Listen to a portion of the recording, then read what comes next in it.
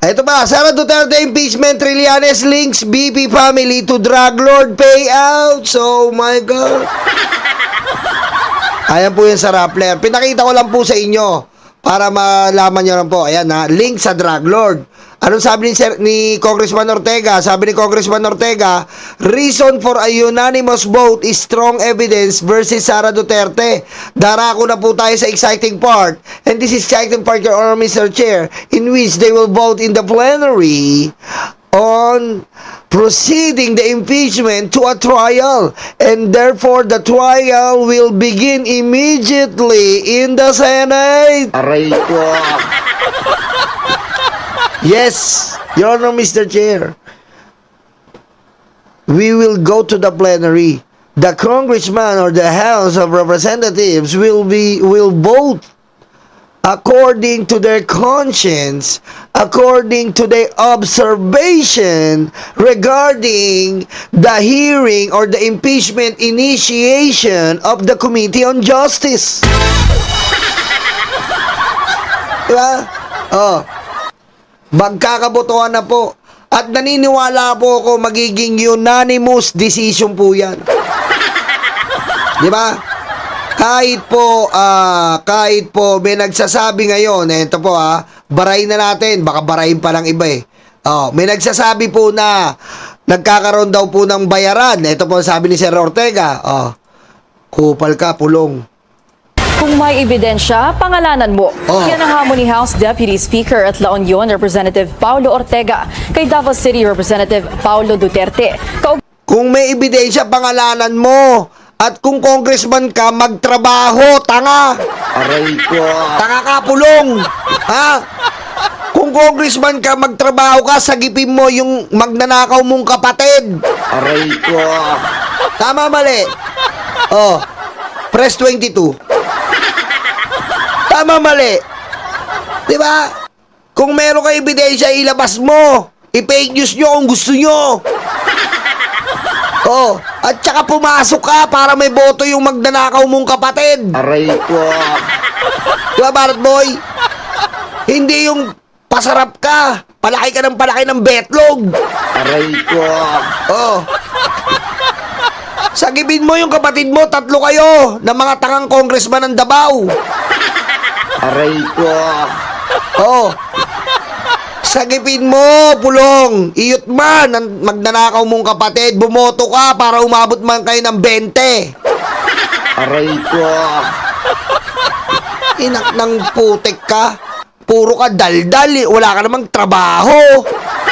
Kinang ina mo. Aray ko.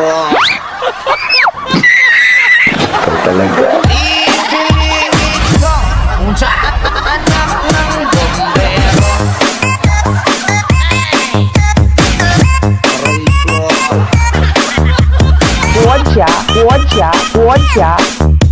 出席习近平 Diba?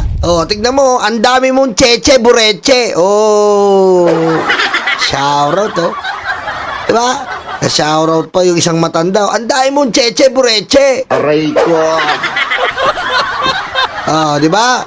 Diretso. Nay sa alegasyong bayaran para paboran lang ang impeachment laban kay VP Sara. Tanga ka ba? Pabor na lahat. Buong Pilipinas, pabor na. 57%. Naniniwala magdanakaw na si Sara. Kinang ina nyo. Aray ko. Hit ni Ortega, hindi pwedeng puro paratang lang dahil nakakasira at insulto raw ito sa mga miyembro ng House Justice Committee. Malinaw naman anya na maraming ebidensya laban sa bise at inimbitahan din ito para sagutin ang mga alegasyon pero hindi naman sumipot. Sabi pa ng mambabatas, ang impeachment ay isang seryosong usapin at hindi dapat ibinababa ang level sa chismis at pasaring. Puro kayo chismis, diyan kayo magaling, pindeho. Puro ka chismis. Ang alam mo lang, umiyot. Umiyot ka ng umiyot. Bigyan mo yung bugaw. Pag hindi mo nagustuhan, 1,000. Aray ko. Yan. Mami Cheche Bureche, thank you. Ba't ako inaaway mo? Hindi, reference ka lang. Reference. Aray ko. Reference.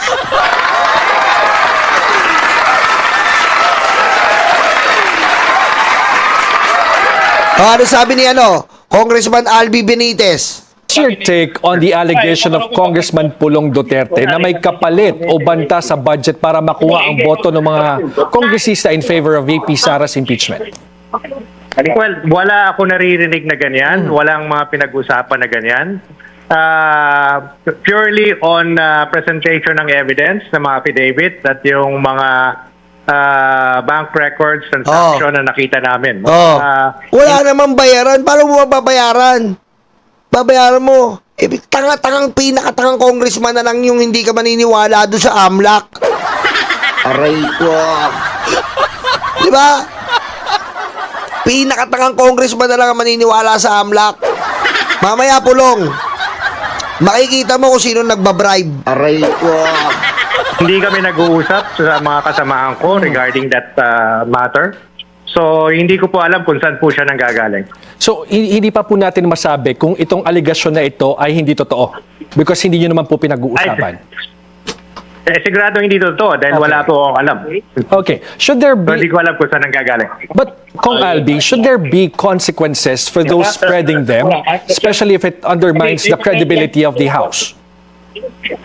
Well, sigurado. They're trying to mitigate yung decision ng House kasi unanimous, no? What's kanina po pinag-uusapan natin yung posibleng kaharaping consequences ng mga nagpapakalat nga po nitong impormasyon na may kapalit na pera itong pagboto in favor of the impeachment of VP Sara.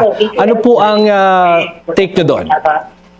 Well, una-una nga, katulad ng sinabi ko, walang ganyang usapan, no? Never ko narinig yan. Never ko...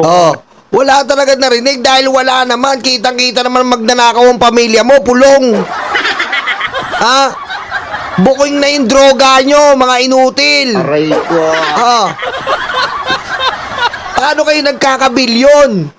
Kung government official lang kayo, kahit ilang dekada na yung betlog ng tatay mo, hindi kayo magkakabilyon, inutil.